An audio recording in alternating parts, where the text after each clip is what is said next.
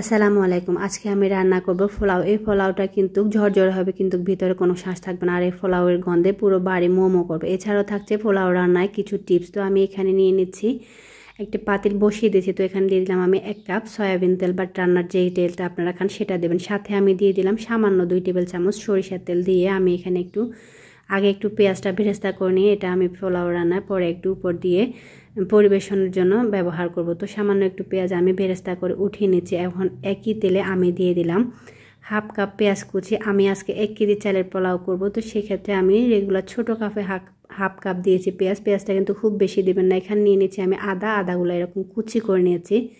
সাথে কয়েকটা এলাচ নিয়েছি, এলাচের মুখটা এরকম ফাটিয়ে নিয়েছি। সাথে নিয়েছি তেজপাতা 2-3 টুকরা, 1 টুকরা দিয়েছি দারচিনি। খুব বেশি দারচিনি দিলে আমার কাছে ভালো লাগে না।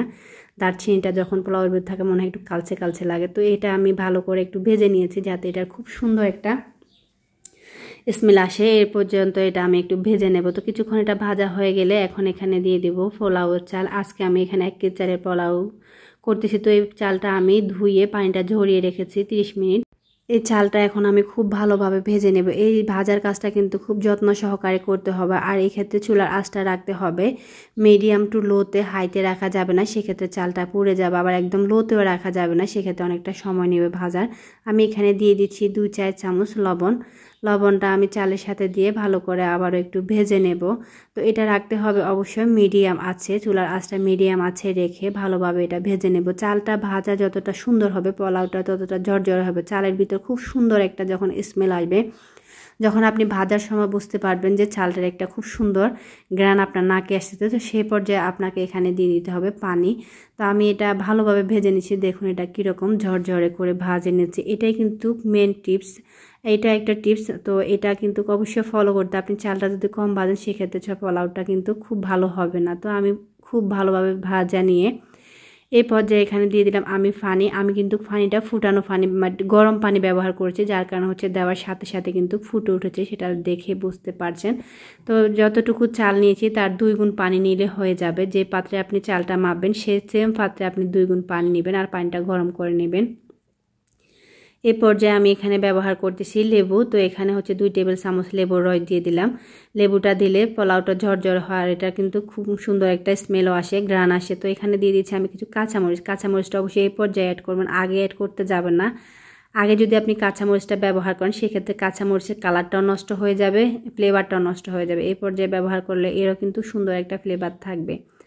তো আমি এটা ঢেকে 5 মিনিট একটু রান্না করে নিয়েছি। 5 মিনিট পর যখন দেখব যে মিডিয়াম আছে রান্না করার পর এটা কিন্তু পানিটা 80% শুকিয়ে আসছে মোটামুটি। তো আমি এখানে দিয়েছি কিছু গাজর। এই গাজরটা কিন্তু সম্পূর্ণ অপশনাল, এটা কি শুধুমাত্র দেখার সৌন্দর্যের জন্য আমি দিয়েছি, আপনারা চাইলে এটা স্কিপ করতে পারেন।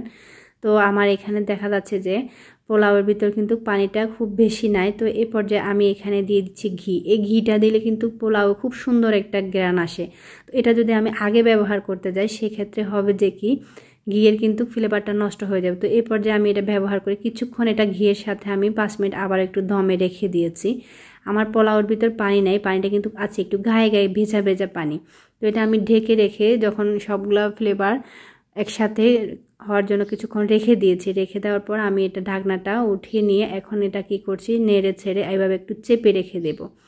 এই চাপার কাজটা কিন্তু খুব ভালোভাবে করতে। যখন আপনার পোলাওটা দেখবেন 80% শুকিয়ে আসছে, বাট সিদ্ধ হয়ে আসছে 80%, আর সামান্য একটু গায়ে গায়ে ভেজা ভেজা পানি আছে। তো এই পর্যায়ে যেটা করতে হবে, এটাকে চেপে এভাবে একটু আপনি একদম লো আছে 10 মিনিট একটু দমে রেখে দিলে হয়ে যাবে আপনার ঝরঝরে পোলাওয়ের রেসিপি রেডি। এটা আমি রেখে দিয়েছি। কিছুক্ষণ পরে দেখুন আমার পোলাওটা রেডি হয়েছে। তো আমার রেসিপি যদি আপনাদের ভালো লাগে লাইক কমেন্ট শেয়ার করবেন, সাবস্ক্রাইব করে চ্যানেলের পাশে থাকবেন। আর যদি আপনি ফেসবুক পেজ থেকে দেখে থাকেন অবশ্যই পেজটাকে ফলো দিয়ে রাখবেন। আর যদি এরকম নিত্য নতুন ভিডিও আপনি আরও পেতে চান অবশ্যই অল অপশনটি সিলেক্ট করে রাখবেন, সেক্ষেত্রে আমি যখনই ভিডিও দিব আপনার কাছে নোটিফিকেশনটি পৌঁছে যাবে। তো আমি এখানে সবগুলা পোলাও আজকে একটু এভাবে ডিশে পরিবেশন করে নিচ্ছে। আমার পোলাওটা হয়ে গেছে, দেখুন কি সুন্দর ঝরঝরে হয়েছে। এটার ঘ্রাণটা কিন্তু খুব সুন্দর এসেছে, ঘিটা যে ব্যবহার করেছিলাম পরে। তো সব কিছু মিলে কিন্তু পোলাওটা একদম পারফেক্ট একটা অসাধারণ পোলাও হয়েছিল। তো আপনারা চাইলে এই রেসিপি ফলো করে রান্না করলে আপনারা সুন্দর একটা এরকম পোলাও রান্না করতে পারবেন।